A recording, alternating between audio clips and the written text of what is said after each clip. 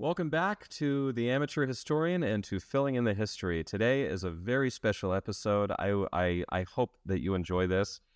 This is a bit of a challenge, in my opinion, but we are going to be talking about probably one of the most important revelations, as we would call it, which is Section 76. This is what's called the Vision.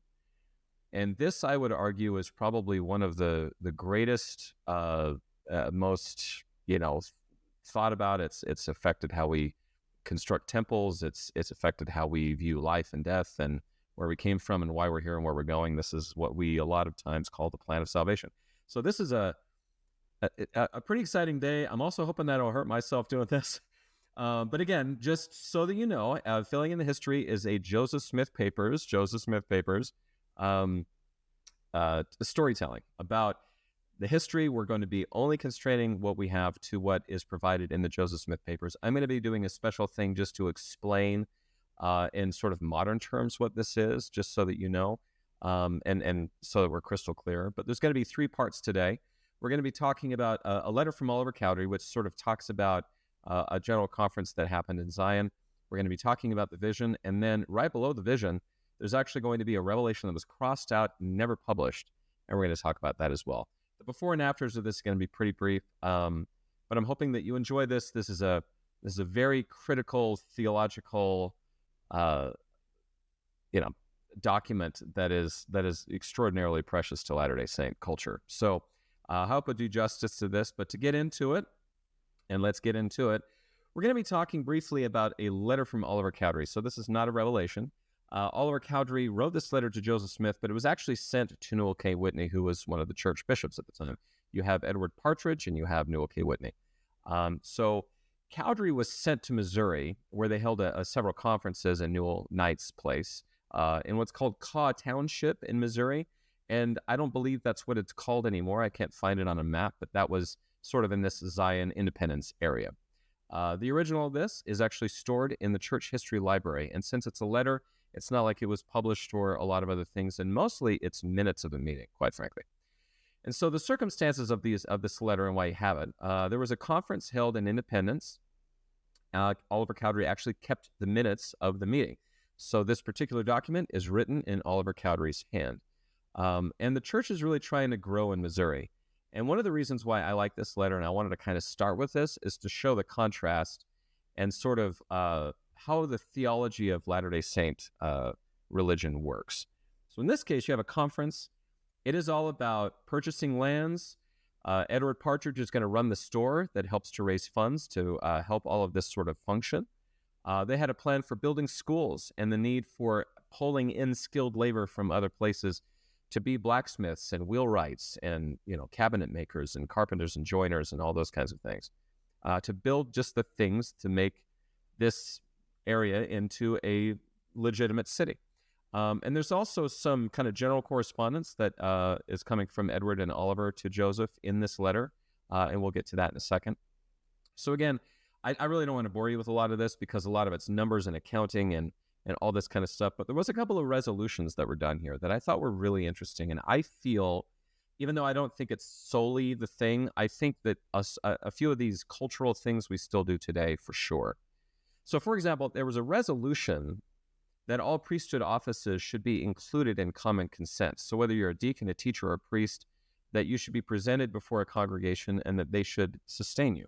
We do that with all callings now. So I would say that the genesis of this tradition and of this custom that we have may have started with this general conference. And it was funny because somebody just stood up and said, look, I think we all need to be treated the same way. They agreed, and they said, okay, from now on, anybody who has anything to do with priesthood or callings in the church needs to be sustained in common consent.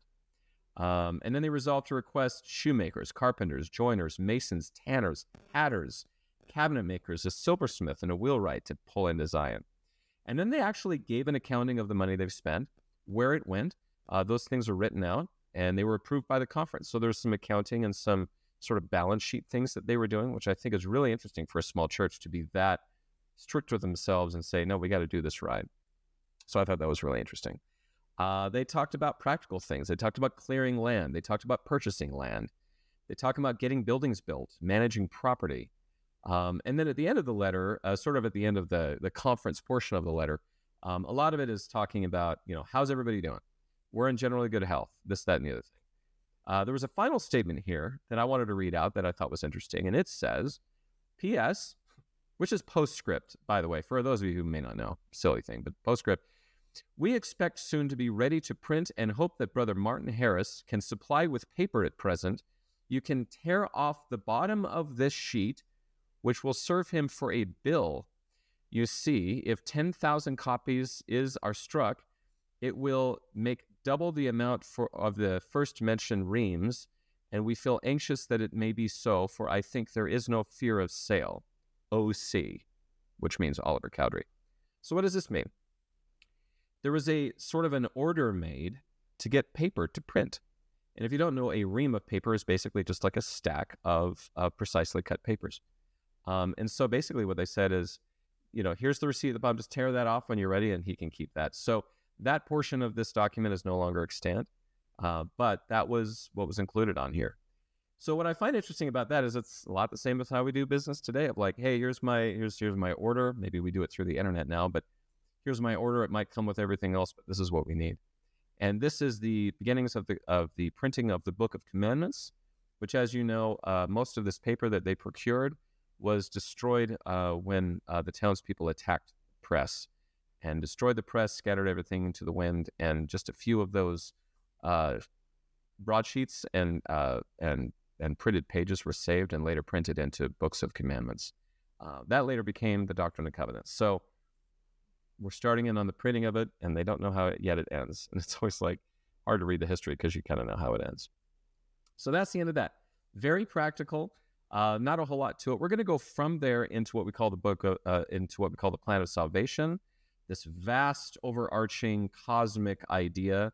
But I just find it very interesting that in contrast to that, right before this, you have, how do we plow land? How do we clear trees? How do we build buildings? And then we're getting into this. So I'm going to stop that as our first part of this. And as you go into part 2, I'm just going to have an entire part just for section 76, or what we call the vision. Stick around. All right, here we go with this part of the episode. This is going to be what is called the vision. Currently, we call it section 76 of the Doctrine and Covenants. And this is a very, very big deal for Latter-day Saint theology. So let's jump right in. The first copy of this that we get is actually Revelation Book 2, handwriting of Frederick G. Williams, and Joseph Smith actually has his own edition of text in here. We'll get to that in a moment. And just so that you know, this is the very first thing you get in Revelation Book 2. In fact, there are some who believe that they bought a book that was later named Revelation Book 2 in order to record this revelation. So this is the first thing that you get. That's how important this was. They're like, this is a really big deal. Let's go out and buy another big, huge book that we can use to write our revelations down. And that's what starts Revelation Book 2. So it's kind of fun. The corrections to the text that we do get, there's a few, start with Oliver Cowdery.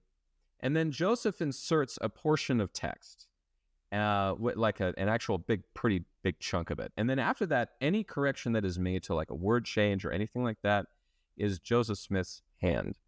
Now, if you go back to Revelation Book 1, that doesn't exist. There's not a whole lot of corrections in it. We believe that's because it was done later on. But it's kind of interesting. Oliver Cowdery has a couple of things. Joseph Smith adds an entire small portion there. I would say, call it 2 sentences in today's terms. And then after that, some words are changed, and all of that is in the hand of Joseph Smith. So what's really interesting is that Joseph himself was very active in the recording of this first version that we have. We believe that there was maybe previous copies to this, but that they went out and got Revelation Book 2, and this is what we have now. It takes up 10 manuscript pages in Revelation Book 2. This is, to this point, the longest revelation that we've ever received from Joseph Smith. Modern scriptures clock this in at 119 verses, so it's long. Even in today's books, it takes several pages. The biggest addition made by Joseph Smith, by the way, is this, and I'll just read it off to you. It says, "Great shall be their reward, and eternal shall be their glory. And unto them will I reveal all mysteries, yea, all the hidden mysteries of my kingdom from days of old and for ages to come, will I make known unto them the good pleasure of my will concerning all things to come. Yea. And then it goes back to Frederick G. Williams' handwriting. So if you'd like to know, that is the big phrase that he put in there. Like I said, call it 2 sentences worth. We will get to some of the corrections that come from content and footnote sections, so I'll leave that for a moment. But after that, it's a couple of word changes here and there. But yeah, that's how it goes down. So that's the original copy. Another copy that we get is in Sidney Gilbert's notebook. It's a very, very clean copy in the handwriting of Sidney Gilbert. And so we believe that this was probably put in shortly after Revelation Book 2.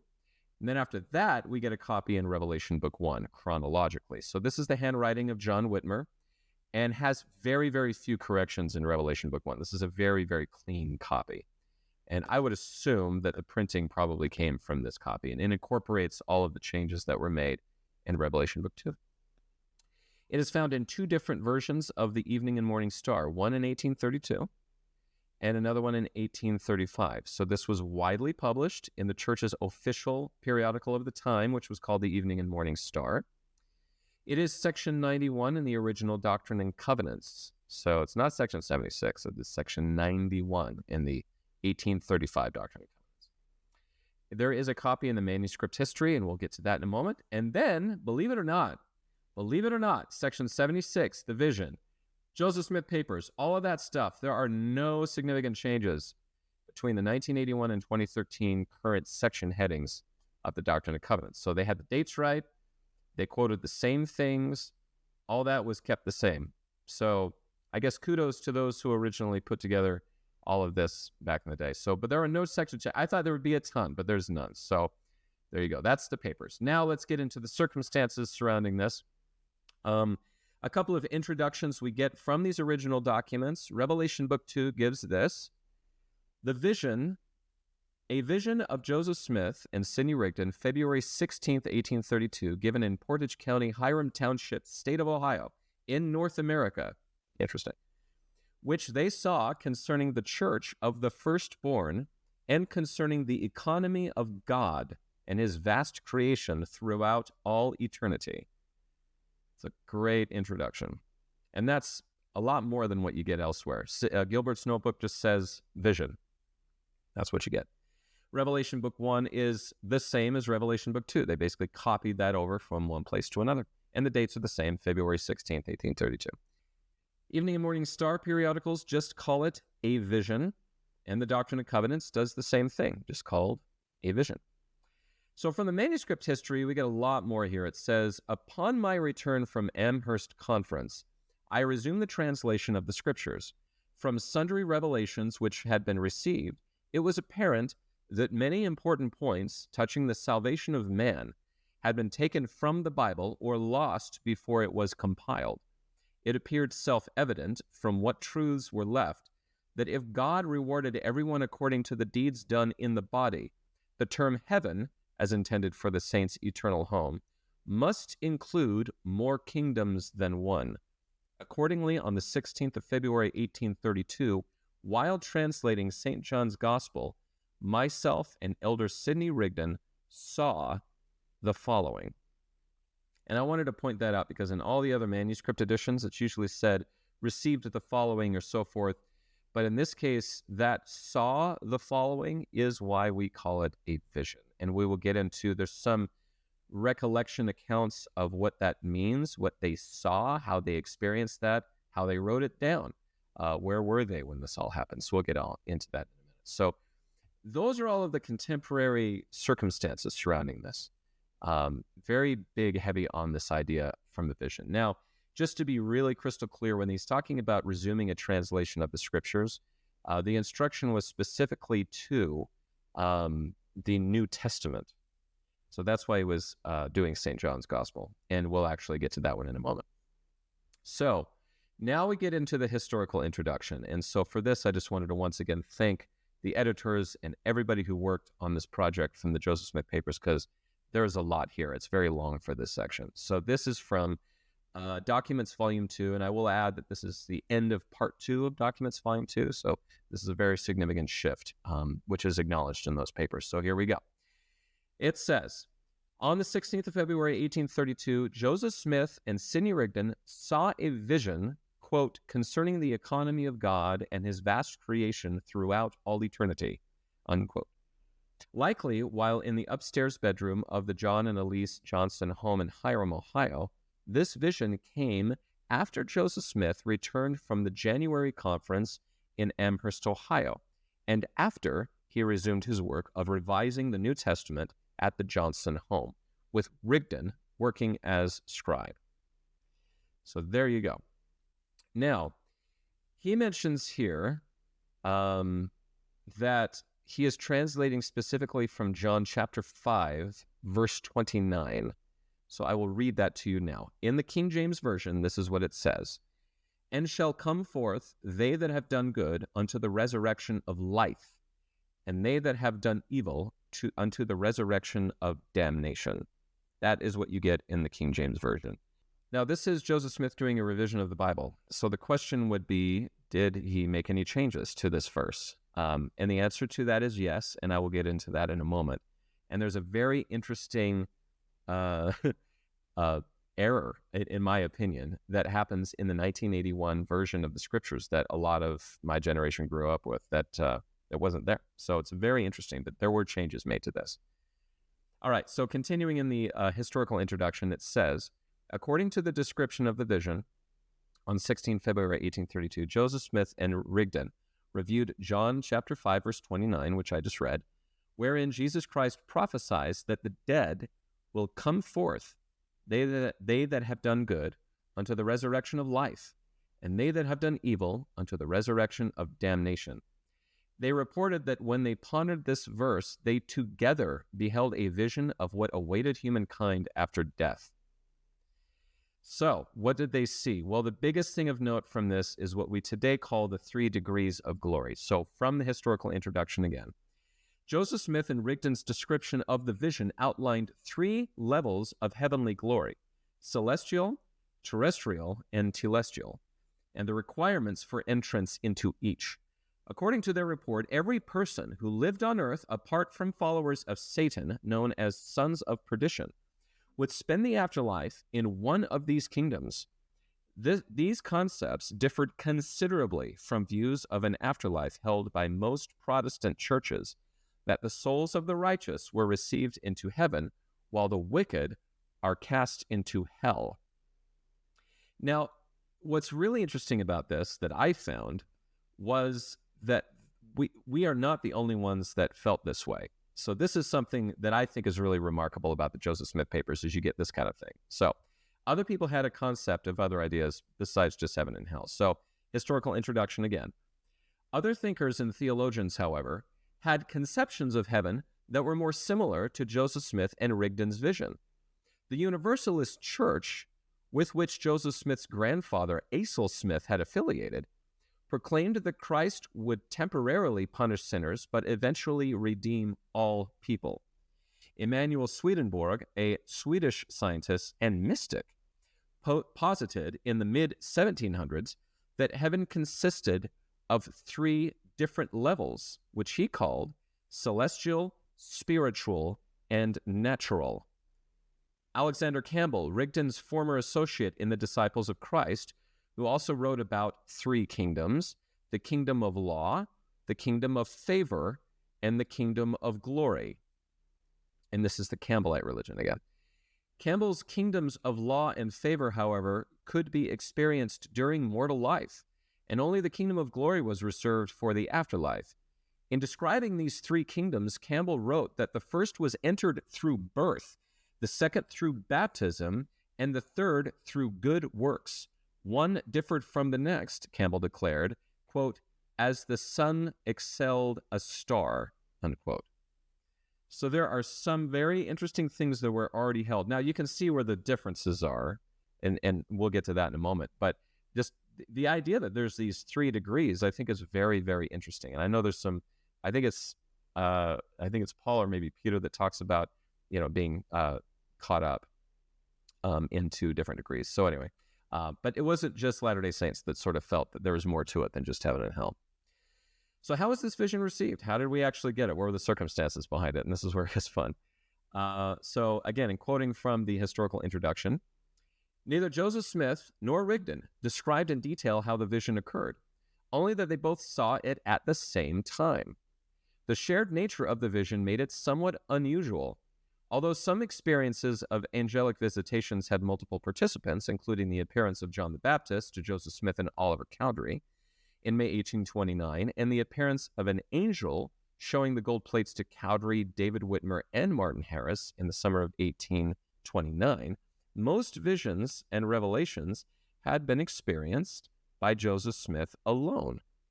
Philo Dibble, who claimed to have been with Joseph Smith and Rigdon in the Johnson home when the vision occurred, later recounted that Joseph Smith and Rigdon sat in the upstairs room where they had conducted much of their work on the Bible revision with 12 other men. By turns, either Joseph Smith or Rigdon would ask, "What do I see?"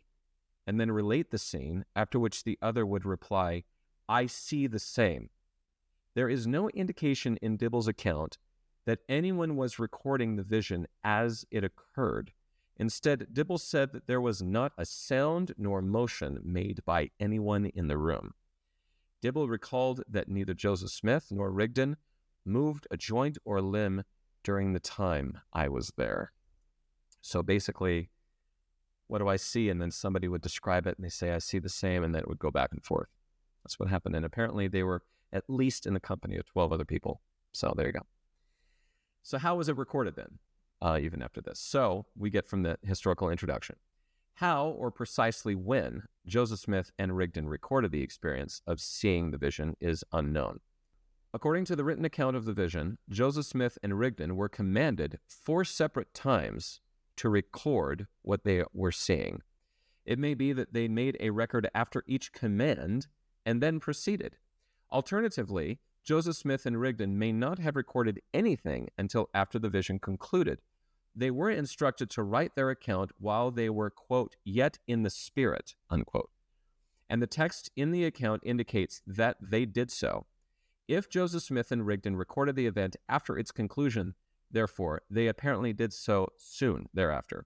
The first part of the vision, beginning, "Hear, O ye heavens," and ending, "Yet entered into the heart of man," seems similar in language and style to Joseph Smith's revelations, suggesting that Joseph Smith may have dictated the first part separately from the rest of the account. It is unknown whether Joseph Smith dictated the entire record to Rigdon, Rigdon wrote it himself, or the two worked collaboratively. Whatever the case, both apparently signed the record after its preparation as a testament to its legitimacy. The placement of Rigdon's signature before Joseph Smith's indicates that Rigdon was serving as the scribe for the account and signed after completing it. Moreover, Joseph Smith and Rigdon's vision occurred, as their own account attests, quote, "as we sat doing the work of translation," unquote, in which process Rigdon served as a scribe. Rigdon had also recently transcribed some of Joseph Smith's dictated revelations. So that's how they wrote it down. We really don't know, is the short answer to that. And again, the vision probably was the reason why we have this Revelation Book 2, and it's why it's the first in that record. So again, from this introduction, the earliest extant copy of the account of the vision is in Frederick G. Williams' handwriting, with a few lines penned by Joseph Smith. Williams was doing scribal work for Joseph Smith in July 1832, and possibly as early as February. He and Joseph Smith copied the account of the vision into the new blank book, probably during February or March 1832, making the vision the first item in Revelation Book 2. Indeed, Joseph Smith may have purchased the book for the purpose of entering the account of the vision, giving the vision's emphasis on writing down what was seen. Additional copies of the document quickly circulated. And that, as they say, is that. So those are the circumstances surrounding it from the Joseph Smith papers. There may be other things out there, but that's what we got. That's all that we have officially. So some content and footnotes from this, and then I'll get into the aftermath of what this meant for people. So from Joseph Smith's contribution, again, says, "Great shall be their reward, and eternal shall be their glory. And unto them will I reveal all mysteries, yea, all the hidden mysteries of my kingdom from days of old, and for ages to come, will I make known unto them for the good pleasure of my will concerning all things to come. Yea. And that's the end of that. So footnote 6 to this about mysteries. So what does the American Dictionary from the time say? So this is from an 1828 dictionary. It says, anything of the character or attributes of God, or in the economy of divine providence, which is not revealed to man, or the idea of something awfully sublime or important, something that excites wonder. So again, when we're talking about mysteries, there's quite a lot, but it usually talks about sort of the nature of God and maybe some of the economy, the things surrounding God and how he works. So there you go. The text gives us also, a little further down, while we meditated upon these things, the Lord touched the eyes of our understandings, and they were opened. And the glory of the Lord shone round about, and we beheld the glory of the Son on the right hand of the Father, and received of his fullness, and saw the holy angels, and they who are sanctified before his throne, worshiping God and the Lamb forever and ever. Footnote 14 for this little statement says, Philo Dibble later recollected that as he sat in the room with Joseph Smith and Rigdon, he, quote, saw the glory and felt the power, but did not see the vision, end quote. So apparently he was in the room, and apparently he definitely saw something and definitely felt something, but he didn't see the same vision that they saw. So all these people, all these righteous people, angels and whatnot around the throne of God was seen only by Smith and Rigdon, according to them. So the text also states a little further, they are they who are priests and kings who have received of his fullness and of his glory, and are priests of the Most High after the order of Melchizedek, which was after the order of Enoch, which was after the order of the only begotten Son. Footnote 35 states, this is apparently in reference to the office of high priest. Ezra Booth, one of those ordained to the high priesthood at a June 1831 conference, and who subsequently left the church, recalled in fall of 1831 that elders had been ordained to the high priesthood or the order of Melchizedek. So just to be crystal clear, those two terms are interchangeable according to this. So priests after the Most High, order of Melchizedek, order of Enoch, Melchizedek priesthood, all of those things apparently are the same thing, according to this. So now we get a description of those who will inherit the celestial kingdom. So from the Revelation it says, these are they who shall come forth in the resurrection of the just. These are they who are come unto Mount Zion, and unto the city of the living God, the heavenly place, the holiest of all.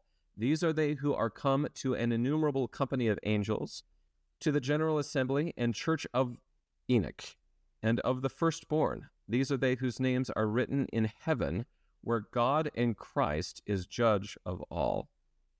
The footnote 44 to this, speaking about the prophecy of Enoch, so this prophecy of Enoch is the first chapter of the book of Moses, states, according to this document, again, what we would call, Moses, not chapter 1, but chapter, 7, Enoch, who is mentioned briefly in Genesis 5, built up a city called Zion that became so righteous that, quote, God received it up unto his own bosom, unquote. The prophecy stated that at Christ's second coming, the city of Enoch would come back from heaven, join with the New Jerusalem, and be received again into God's bosom. And this is part of the second coming theology that we have in Latter-day Saint religion. So now we get to talk about the terrestrial kingdom a little bit. It says, we saw the terrestrial world, and lo, these are they who are of the terrestrial, whose glory differeth from that of the church of the firstborn, who have received the fullness of the Father, even as that of the moon differeth from the sun of the firmament. Footnote 49 for this text says, Joseph Smith and Rigdon's use of the term terrestrial, which generally is associated with the earth, is similar to the usage in the 1 Corinthians 15:40-42. Walter Scott, one of Rigdon's former associates in the Disciples of Christ, used the term terrestrial to describe the world where Adam and Eve dwelt before partaking of the forbidden fruit. Mark Staker characterizes Scott's view of this terrestrial world as, quote, an idyllic state where God came to visit his children. It experienced neither death, pain, nor sorrow, unquote. So a little of the tradition of what a terrestrial world may look like, or a terrestrial glory may look like. Sounds rather lovely, actually. Then we get into the telestial glory, and we get from the Revelation, while we were yet in the Spirit, and again we saw the glory of the telestial, which glory is that of the lesser, even as the glory of the stars differeth from that of the glory of the moon in the firmament.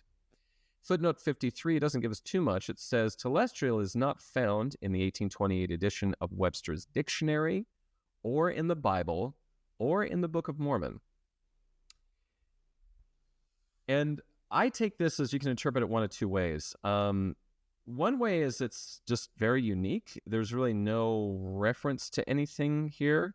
And the second thing is that this may be, if you believe in this sort of thing, that it is truly a revealed new concept and idea that they did not know of before, but telestial glory there, which is compared to the glory of the stars, as you saw. Now, in the Joseph Smith papers, there are lots and lots and lots of footnotes quoting scriptures. In fact, even Habakkuk gets a turn on this one from the Old Testament. But, and I mean, Habakkuk's not a long book, but it's not one that we usually talk about. So anyway, yeah, lots of scriptural references, tons of that going on here. Obviously, it's a translation of the Bible that's going on and all that kind of stuff. So those are the contents and footnotes for this particular section. So what is the aftermath of this? Well, the historical introduction gives us a little further to this. It says, reaction to the contents of the vision varied among individuals in the Hiram community and among church members in other areas.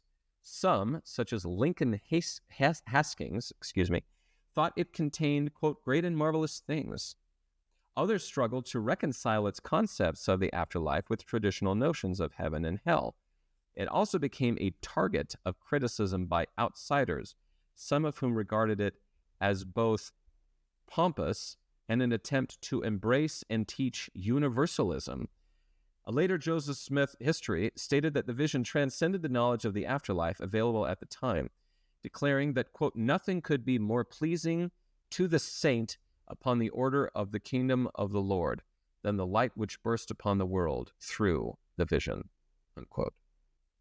So, a strange aftermath to this, and then I'll get into how it's used today. So all of this is part of the aftermath of receiving this. There are some who took this very, very well. This was one of those things that was pretty radical for its time. But one thing I just wanted to point out here that I find really interesting, John chapter 5, verse 29. This whole thing started while they were, looking over this and trying to decide what it means and getting revelations for it and all this kind of stuff. So in 1979, the Church of Jesus Christ of Latter-day Saints published a new version for ourselves, of the King James Version of the Bible. And this was a very huge project. I mean, I don't think that can be understated. And in 1979, it was introduced and it was made available. And in this case, what they did is they came up with an entire footnote system for it, which was pretty revolutionary at the time. So the way that they did footnotes was very different. They came up with a whole topical guide. They wrote a Bible dictionary. And at the very end of that included maps and a gazetteer and all that. But you also get, believe it or not, you get the Joseph Smith translation is now included in the footnotes. Now, anything that was too big for footnotes would be put into an appendix called the Joseph Smith Translation Appendix. And so if anything was really a little too long for a footnote, that's where it would go. Now, I looked in my 1981 copy that I had that we used for a very long time, and I looked in the footnotes and I looked in the appendix. This scripture does not exist in either place. The Joseph Smith translation version of the scripture does not exist in either place. And I thought that was very strange. So I looked up, as you may have seen before, I have the Reorganized Church of Jesus Christ of Latter-day Saints printed, I think maybe used to print, I don't know if they still do anymore, a side-by-side of the inspired version, as they call it, compared to the King James Version. And inside of that book, we have John 5:29. We don't have it in the 1981 version. Now, in 2013, the edition was changed. And now, if you look in the New Testament, you will now see a footnote for 5:29. And in this case, what Joseph does is he changes basically life to salvation, and damnation to the unjust. So the resurrection of the just and the unjust is what it turns into. So anyway, those are the changes that were made. Those two words, pretty significant. They were changes made. And then, as I said before, this vision bursts upon them, and that's what we get from there. So that's the aftermath of it. Now, what's the other aftermath of it? Well, I will. So in modern, I would say gospel teaching is probably the best way to put it. Usually we diagram this. And so in order to sort of respect sort of more official things on this, I used to use dishes on this when I taught this on my mission. But I've chosen to use what is available on the churchofjesuschrist.org. So just in case you don't know, and rather than me going through the entire thing, kind of the main points that we glean from this section, besides a lot of other stuff, I mean, way more than I'm going to get into today, I would just commend you, go read it. It's available to all. The first one to look at is sort of a traditional one. This is from the church's website, and as you can see, what this reveals to us, and this is all part of this section, and some of this is filled out later on in other revelations that are received by Joseph Smith. On the very left here, you're going to see the premortal world, and there's sort of this veil, right? And the idea is that we were spirits in the presence of God before this, as children of Heavenly Father. We did not have physical bodies, while our Heavenly Father did have a physical body. And that a plan was presented to all of us that we could go to earth, receive a body, prove ourselves worthy, and return to live in God's presence again. That is the idea, is that there was a plan premortally. We get a lot of those details from later revelations like the book of Abraham, and even some things in the book of Moses, so from the Old Testament translation. And then we pass through this veil where we forget where we were beforehand. We gain a body, we're born, we live on this earth, there's disease and sickness and all sorts of stuff, and we're sort of left here to choose for ourselves whether we're going to follow God or not. At death, our spirits separate from our bodies. The body goes into the ground or maybe cremated or wherever. And you go to what is called the spirit world, where there is a division of paradise and prison. And I think the most popular teaching of this right now, 2025, would be that paradise is a place where people have accepted the gospel. They kind of know what's going on, and they have a sense of what they need to do. And then spirit prison is not necessarily meant to like really harshly punish people, but maybe they don't know what's going on, and they're stuck or damned, as it's said, like they're stopped. They can't move forward. And so the idea is that these two, these are not hard divisions. It's mostly in sort of in the mind of the beholder, if you will. There are some instances where prophets and others have sort of stated that the spirit world is actually on planet Earth. It's not like you go to some other planet or some other plane. You're still here, that the spirits are still around, which I think a lot of religions and a lot of people feel is true, that they can feel their loved ones close to them or whatever. It's not like they're far away in some other place. So I don't know how official that is in the church, but that is something that is taught and has been taught. And that there's this idea that there is a missionary program, to put it very simply, of the people in paradise who are preaching the gospel currently to the people in spirit prison to allow them to sort of be in a better place and to have the opportunity to accept the gospel, especially if they didn't have the opportunity in this life. And so that concept right there, by the way, is the entire reason. And again, this is why this section is so huge.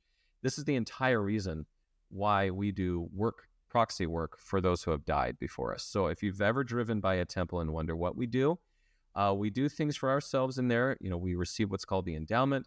We're married in the temple. All of this is true.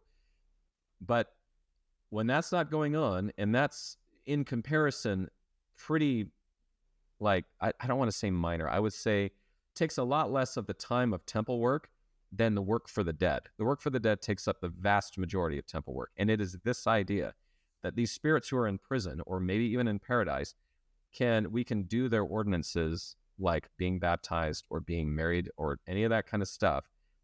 We find their names, we do those ordinances, and that is all sort of this effort going on in the spirit world idea.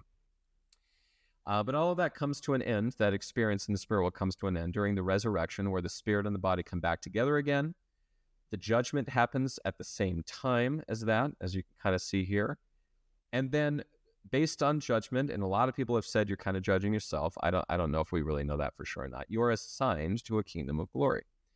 And there's this idea of kingdom hopping, like can you just become righteous over the eternities and go from telestial to terrestrial to celestial? That's never been taught. I won't really get into that.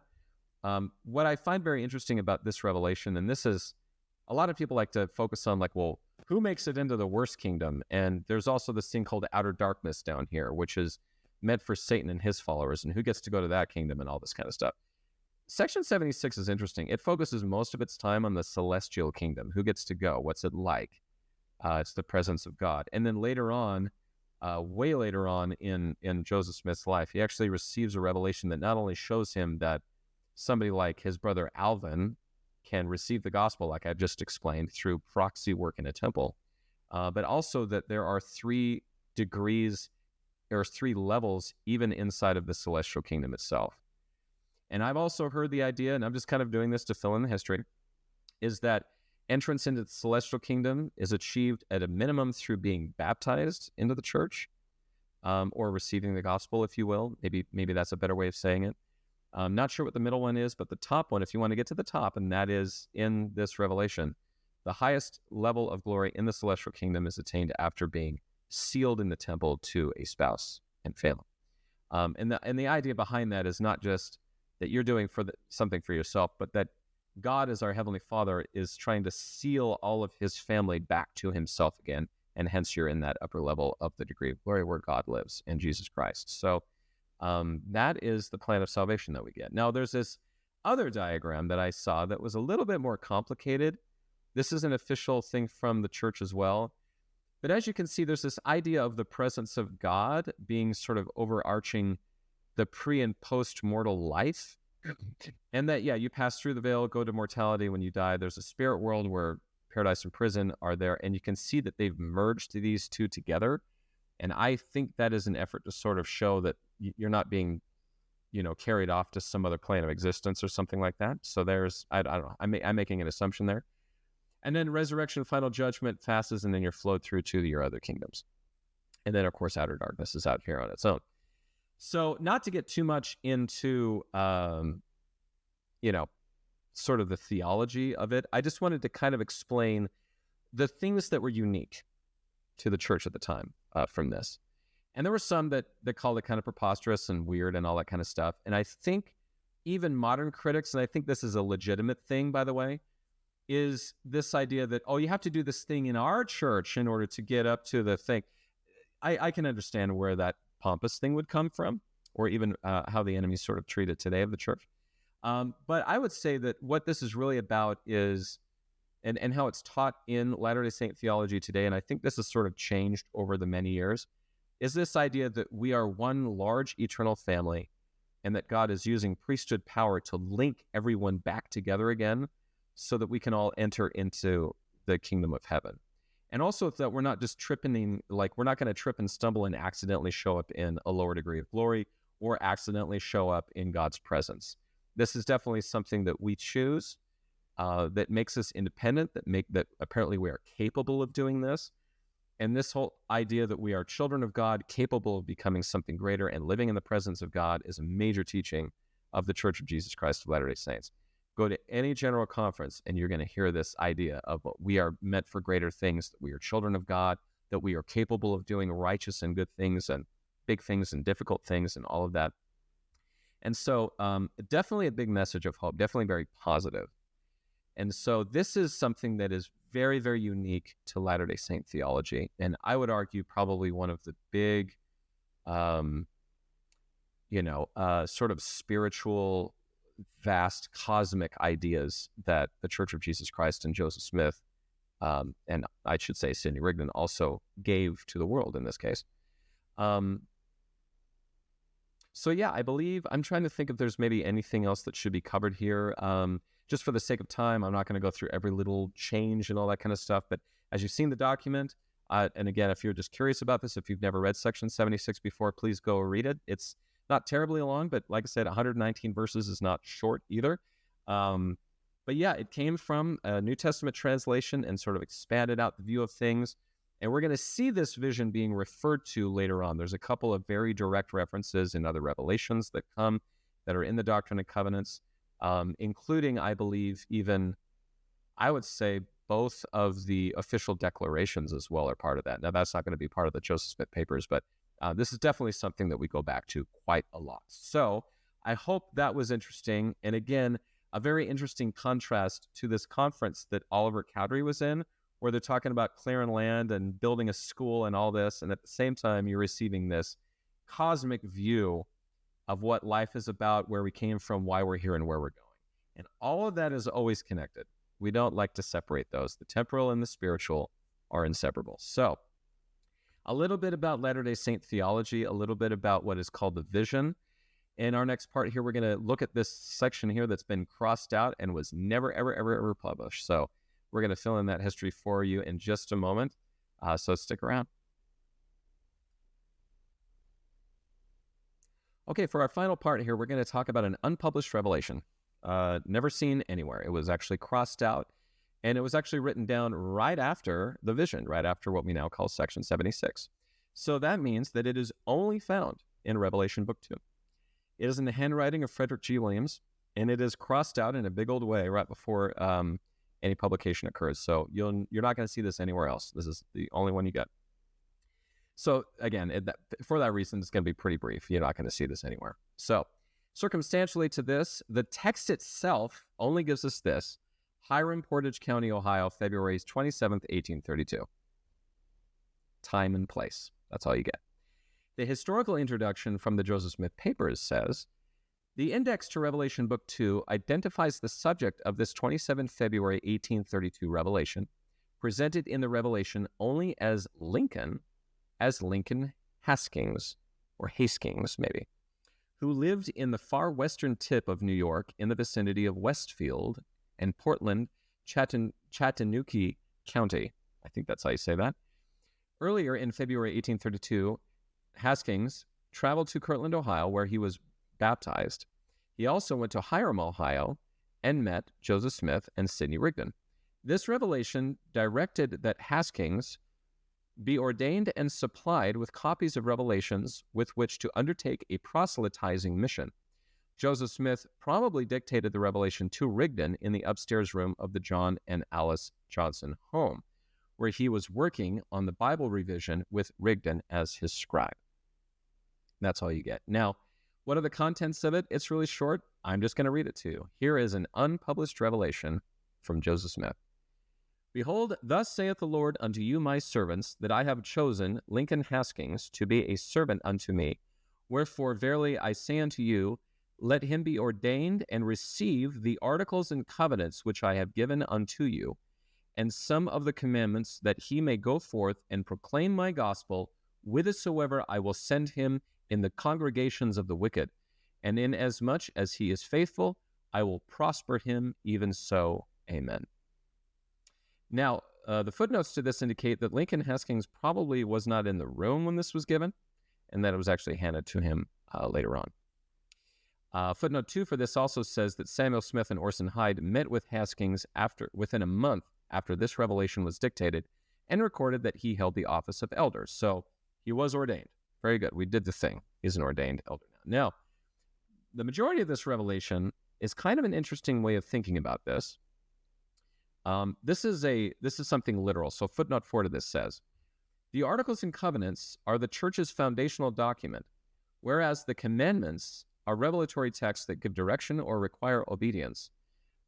Although church leaders were in the process of publishing Joseph Smith's revelations at this point, no authorized copies were yet in print. Church elders often made their own copies to inform their proselytizing message and their administration of local groups of converts. Therefore, Lincoln was handed a copy of the Articles and Covenants for his mission and ordination. Now, if you think about it, modern missionaries like, hey, I'm serving a mission. And somebody, gives them a gift, a copy of the scriptures. And there they go. So we kind of do this same thing today. But at the time, what it would be is when he says in the Revelation, let him be ordained and receive the Articles and Covenants which I've given, and some of the commandments, that he may go forth and proclaim the gospel. My assumption is that he's probably going to take with him a Bible, maybe a Book of Mormon, And then they said specifically, I want him to have a copy of the Articles and Covenants. So they probably wrote down, copied down another copy. He folded it up, put it in his pocket, and then said, let's get some other commandments out there that we've already received, what we would call sections of the Doctrine and Covenants. Let's write all those out. Let's fold that up, put it in my pocket, and I'll take that on my mission. That's what it is. And what I also love about this text is a little bit of a jab to like the Painesville Telegraph and Ezra Booth. There were some unauthorized copies out there in the news, right? From the Painesville Telegraph. Ezra Booth, Sidney Schreider were actually putting these out without permission, which today you could kind of sue somebody for copyright infringement. But at the time, that was all that they had. So they made their own copies, kept them within, and then went out and preached. And that's all I got for this part. So very, very brief. But there you go, a revelation you've never seen before, basically a mission call. And some in the church would say that mission calls currently, even though it is a form letter, to be very honest, would be considered a revelation to that elder or sister, excuse me.